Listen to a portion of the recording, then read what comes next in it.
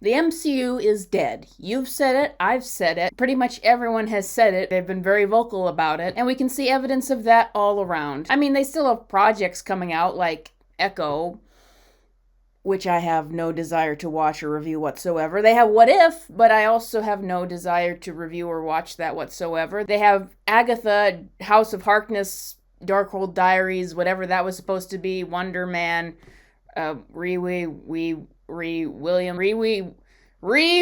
Williams, if that's ever gonna come out. You know, it's kind of sad to think of how just obsessed with Marvel I used to be, and how happy I used to be with Marvel, and just how much it's fallen, and just how there's just absolutely nothing that's capturing my interest right now. But part of the reason why these projects just aren't capturing my interest whatsoever, even to just feel anything about them or even to watch them, is that, well, they're terrible for one thing, but for another thing, they're on characters that absolutely no one was asking to see. I mean, once again, Echo, Carol Danvers, never a popular character. The Thunderbolts, it's just like this weird sort of lull area where they've kind of run out of popularity, but then what Marvel is throwing out right now, because they just can't stop throwing things out, is all from properties that absolutely no one cares about. But believe it or not, for all my negativity and disappointment around Marvel, they could win me back. In fact, I think that Marvel has a better chance of winning me back than anything else. Because when I say I'm not really obsessed with Marvel at this point, what I mean is the original MCU, the Avengers projects. I've just been so disappointed and spurned. I just really need a break from it. But there is something from Marvel that I have recently gotten back into and become very, very obsessed with.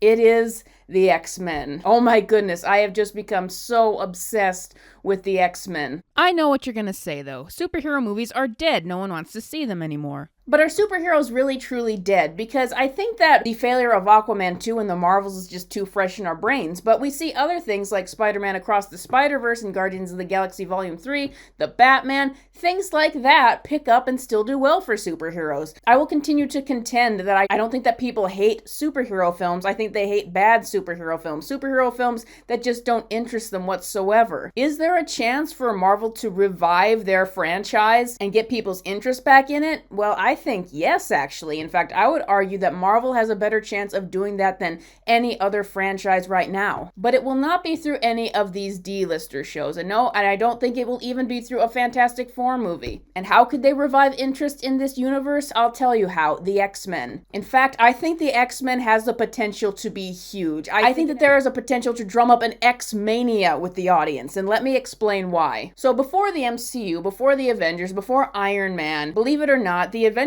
characters were not popular. They were the B-listers. There were some good stories with Iron Man and Captain America, but they were not the top thing selling at Marvel. What was the top thing selling at Marvel Comics? Two properties. One, Spider-Man, obviously, and two, the X-Men. They were what put Marvel on the map. There is a reason why Marvel Comics sold the rights to Spider-Man and the X-Men out first, which kind of left Disney out with all the B-listers and the leftover properties, like not just the Avengers, but things like Guardians of the Galaxy, things that either weren't as popular or just not popular at all, that Marvel was left to bring up in its own cinematic universe. And they took that property and they enhanced it and they made it the biggest franchise in the world, and they should be commended for that. But that left the X-Men with Fox, and in my opinion, Fox never did a good job with the X-Men at all. Except maybe one time. I don't think that they ever lived up to the potential at all. I don't think that they ever got anywhere near the potential of this franchise. So the X-Men, for those who don't know, I'm just going to pretend that maybe somebody out there doesn't know who the X-Men are, but the X-Men are people who have special mutations. Oftentimes that comes in the form of having special powers.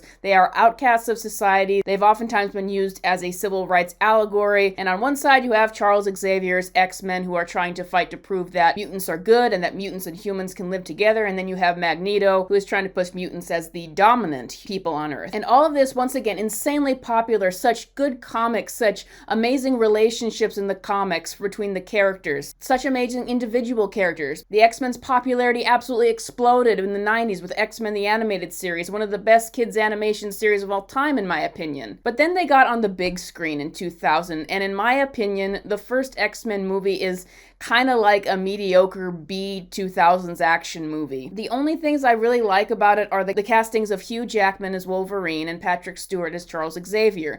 But everything else, I think that the story is really weak. I think that the characterizations are really weak. And it's like going forward with the X-Men movies from Fox. You would get one step forward and two steps back. You'd have a movie that was kind of getting there, kind of doing well, and then you'd completely destroy it. There are some good elements, like scenes from Days of the Future Past, but I honestly think the only Fox movie that really holds up and is really amazing is Logan. Now that movie is something that shows the potential of a superhero film, shows that it understands its character, and really hits it out of the park on an emotional level. It is an amazing movie, but most of the Fox universe was just duds. And if you're familiar with the comics and cartoons, then you'll know that they just butchered so many of their characters. They take Jean Grey from the heart of the team and the kindest member to someone who just becomes a moody, angry character twice. I think I could say the same for both adaptations of Scott Summers. They also just miss out on a lot of other characters. Like, they mainly focus on Wolverine, Charles Xavier, Magneto, and Jennifer Lawrence. It's not even Mystique, it's just Jennifer Lawrence. And so many other characters get sidelined. They completely butchered Rogue. She is nothing like a good version in the comics. She doesn't have her background with Mystique. She couldn't get her powers. It's just a mess of a universe. And because it's such a mess of a universe, and because it's now been years since we've seen the X-Men on screen, the potential there is so ripe. So much that you could do with this, with the relationships, with the famous story arcs. I was mentioning Rogue earlier. Well, you know how nobody likes Captain Marvel? You know how Carol Danvers is a dud of a character? And honestly, she's always been a dud of a character. She's never worked in the comics. And that's why in the comics, the way that Rogue gets her flight and strength is she steals them from Carol Danvers and makes her permanently comatose in some versions. So if you want to solve the problem with Captain Marvel, you just need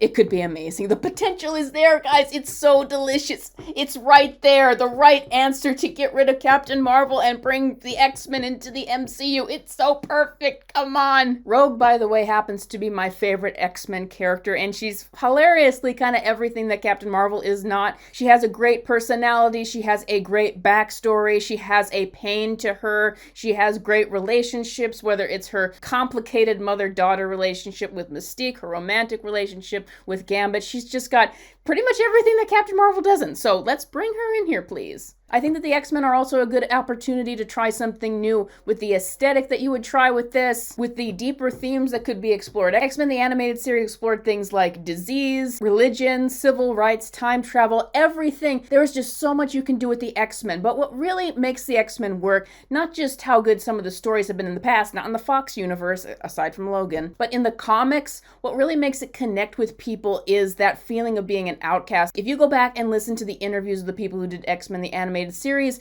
you can see that it really connected with kids because anybody who was feeling ostracized or like they didn't fit in would have the X-Men to connect with. And I think that that universal feeling and portraying it on screen is a great way to connect with people and get them invested in this universe. It's a great way to get kids back involved with this superhero stuff, and it could really become a sensation with people. But I know what you're thinking through this entire thing is that with the current regime of Marvel, they would probably do it wrong, and I agree, because I just don't see change at Marvel right now. But all of this is theoretical of what you could do with the X-Men if you had good people behind the scenes, and I don't think that that's what they have right now unless we see major change. The thing is, the MCU has been bringing in the X-Men, but they've been doing it terribly. They first tried to introduce it in the Miss Marvel show, but to have the first MCU mutant be a character with a loving family and everyone who accepts her completely destroys the idea of the mutants and the X-Men. And they've been teasing the Fox universe a lot, and that annoys me because, as I said, the Fox universe did not do the characters correctly.